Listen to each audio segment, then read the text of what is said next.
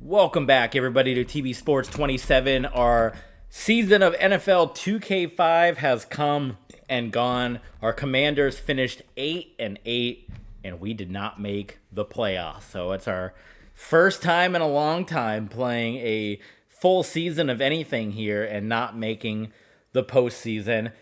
I don't know if we would have made the playoffs or not if we had won that final game against the Vikings. I don't even know because we lost to Dallas and we lost to San Francisco. We split the series with Dallas, but with the head-to-head, we probably still wouldn't have gotten into the playoffs even with the win there. You're seeing a whole bunch of teams all finish at 9-7, a tough division that we are in, and pretty much we are going to end up finishing in dead last in our division. Big injuries that we had: Mark Bulger, Jason Sehorn went out, Sean Williams, Jamal Williams, and Daryl Jackson all beat up. A lot of torn muscles and injuries and whatnot out there. As far as the standings, yeah, it sucks because, like we said, at one point we were the number one seed. In the middle of that 7-game winning streak, we were the number one seed in the NFC. And then to finish in dead last in our division after being the number one seed, it's pretty humbling. It's pretty humbling. The South, wild over there, looking like the NFC South that we just had this season. You see the Titans, the Chargers, the Jets, the Browns kind of all doing their thing. I wouldn't say anybody really got ripped off on the postseason.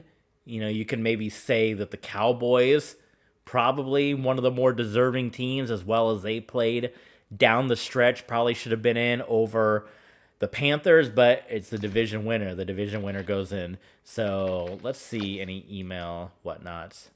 Yeah, they're not happy. They are not happy with that. So we did not make it.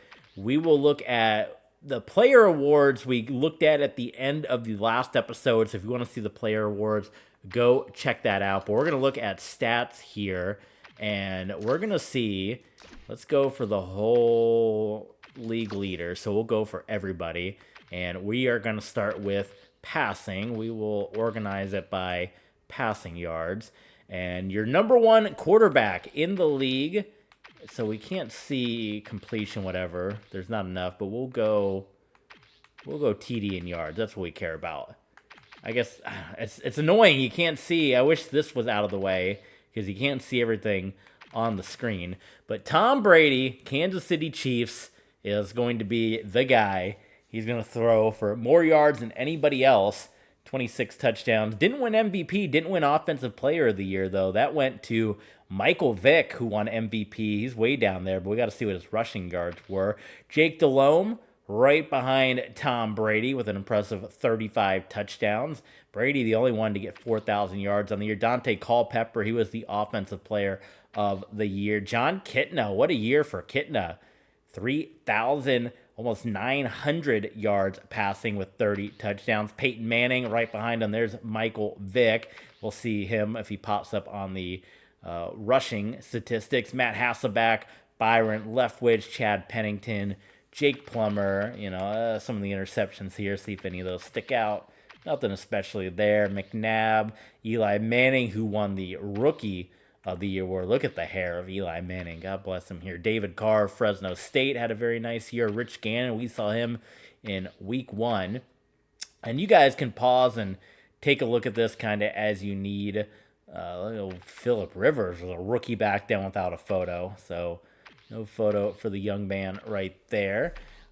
Tommy Maddox, how about that year? XFL legend, Kerry Collins. Aaron Brooks, Ben Roethlisberger. That was a guy, he looked really good when he played us earlier this season.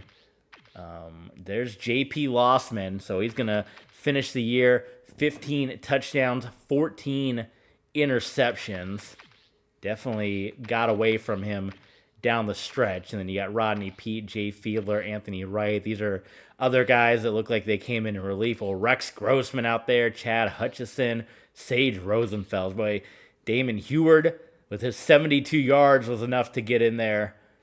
On the rushing side of things, you guys saw who won the rushing title in the last episode. Steven Davis, just edging out Sean Alexander. I wonder if the Patriots did the same thing where they did not run the ball at the end of the season like the Seahawks did that one year. TJ Duckett as well was in that picture. Rudy Johnson, Clinton Portis. We will not go through every single player here, but as a look-see and any touchdowns you can kind of see here. I will go through really quick again. Feel free to pause and take a look as you will, but I am not going to read off every single name for you guys here.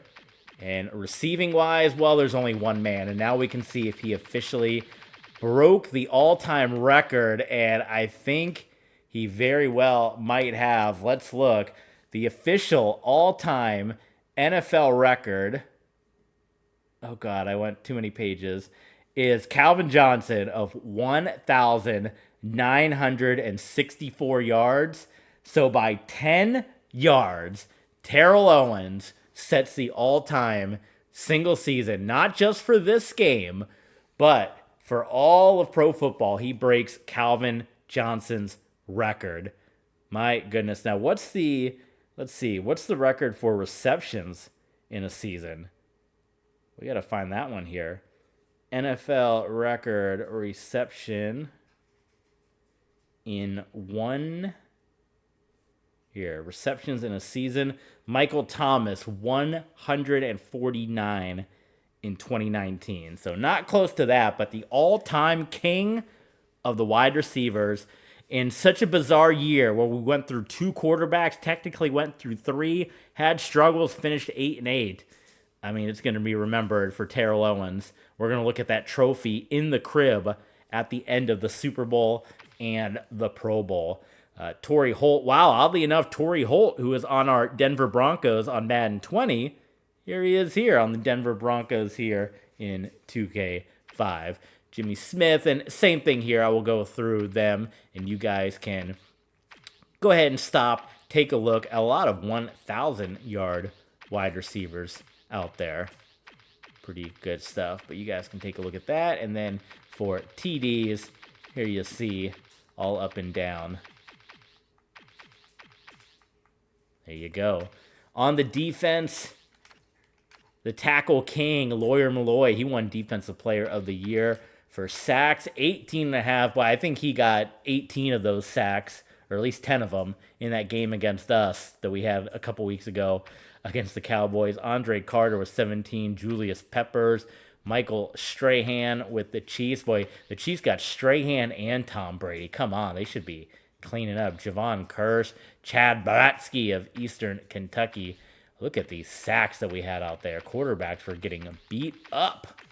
Holy smokes. The interception king in the NFL goes to Chris McAllister and Champ Bailey. They will split duties. Ed Reed right behind with 9. Rodney Harrison with 8. He got a couple of INTs against us. Brian Urlacher with 7. Touchdowns. Nobody had more than 1, so there's no real touchdown king as far as defense goes. And we will round this one off with kicking. Who was the top kicker in the league? Field goal percentage. Paul Edinger is going to go with 87. Most field goals made, though, is going to go to John Carney, putting 23 of them through the uprights, followed by Matt Stover, Matt Bryant, and all that fun stuff. So there's kind of your recap again. We'll go through this one here. You guys take a look, take a gander, stop it as you will. There you go. So there were your league leaders. That was your stats. We saw the awards.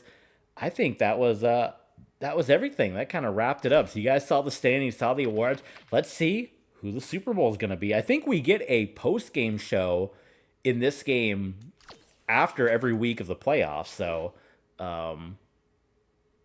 is this going to be the same Sports Center thing we already saw? I think it is. So it was the one we saw in the last episode. So here we go. Wild card round. We will simulate through, and then there's going to be a Sports Center show. So I don't want to spoil it for you. So while we're simulating, a chance for you guys to support TB Sports 27. If you like what you see, if you want to come back and see the Super Bowl, if you want to see the Pro Bowl, if you want to see the crib, for God's sakes, on ESPN 2K5. There's all the different ways you can support the channel. So we're going to jump into our Sports Center here. There's going to be a couple of them in this episode. So let's watch and let's see who moves on in the postseason, who's going to the Super Bowl.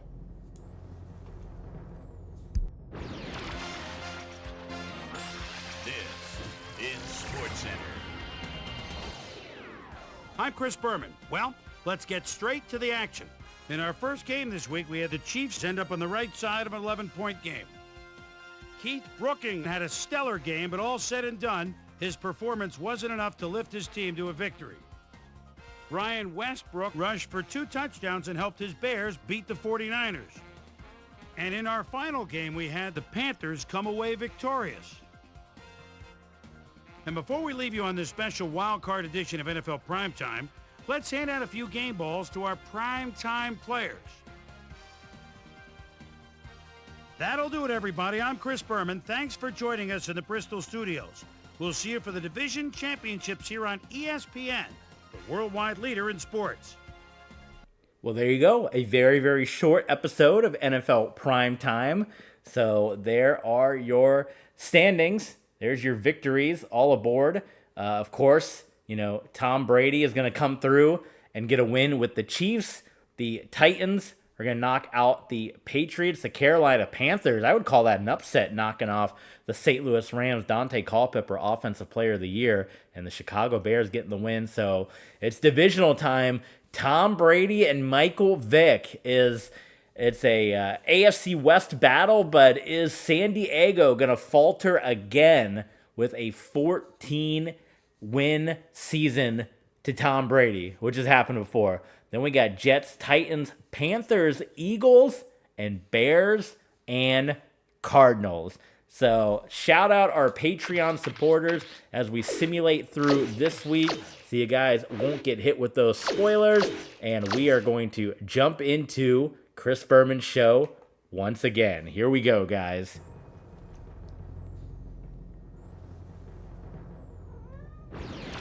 Hi, Luna. This is SportsCenter. I'm Chris Berman. Let's get straight to the action. In our first game this week, we had the Eagles walk away with a 6-point victory. Clinton Portis stepped it up this week and gave his team some added firepower for the win. We had a big injury in this one, and Trey has the lowdown for us. Trey? Trey? Matt Go ahead, Trey. Hasselbeck threw for a ton of touchdowns and helped his Bears beat the Cardinals. And last but not least, we had the Chiefs come away victorious. Wow. So as the field narrows to 4, let's hand out a few special playoff-sized game balls to this weekend's primetime players. That'll do it, everyone. I'm Chris Berman. Thanks so much for joining us in the Bristol studios. We'll see you for the conference championships here on ESPN, the worldwide leader in sports. I cannot believe it. It has happened again. The poor San Diego Chargers. That's got to be one of the sickest fan bases in all of football. And I know you got the Browns, you got teams like that. The Chargers all year long were the team to beat. I mean, all year long, they were looking like they were going to have a 15-1 record.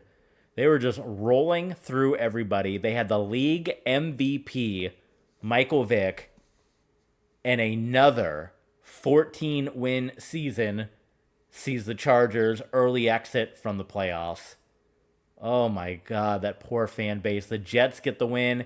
The Eagles also will get the win. And the Chicago Bears dominate the Arizona Cardinals.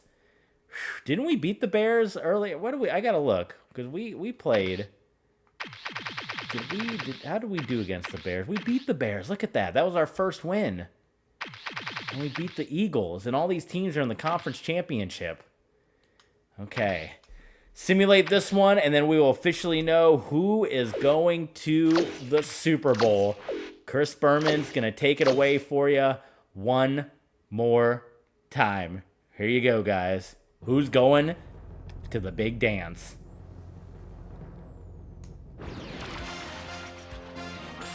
This is SportsCenter. I'm Chris Berman. Well, let's get straight to the action.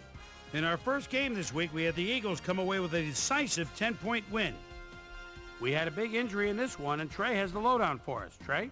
All right, Boomer, thanks. Fortunately, just a single injury to report this week, but unfortunately, it's a season-ending injury. Russ Hochstein is officially on injured reserve. He'll miss the season, and of all the places you hate to lose established players, the offensive line has to be the worst. So that'll do it for now. Chris, let's send it back to you. And in our final game, we had the Jets come away victorious.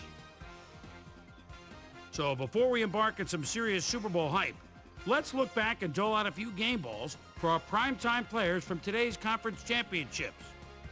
32 teams kicked things off back in September, each having this terrible game as their defenses. ultimate goal. Only 2 teams remain. One team will stand alone as champions of the National Football League. I'm Chris Berman, and that just about wraps it up. Thanks so much for joining us here in the Bristol studios.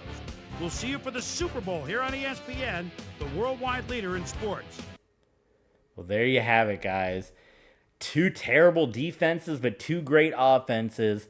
Derek Carr versus Chad Pennington in the Super Bowl. For the very first time, Derek Carr and Chad Pennington will start in the Super Bowl. For the New York Jets, it'll be their first Super Bowl appearance since Super Bowl III. For the Philadelphia Eagles, if we're counting real life, it'll be their first time in the Super Bowl since they did it recently. Now, I don't know if they went to the Super Bowl this season. I am recording this episode in December. So if you're watching this on YouTube, well, then you already know if they went to the Super Bowl or not this year. But if we're playing the game of up to current day, then this will be the Eagles' 4th trip to the Super Bowl, 5th trip to the Super Bowl. They lost to the Raiders, lost to the Patriots, beat the Patriots, lost to the Chiefs. So the 5th trip for the Philadelphia Eagles, 1st trip for the New York Jets in decades and decades and decades. For one of these 2 teams, they will win their 2nd Super Bowl trophy. It's a green and white Super Bowl. We said that the Jets are going to wear their New York Sack Exchange uniforms this season because I just like how they looked when they wore them as throwbacks this year. So there you go, guys. Next time you stream with us, it's a Super Bowl watch party. It's Chad Pennington and Derek Carr.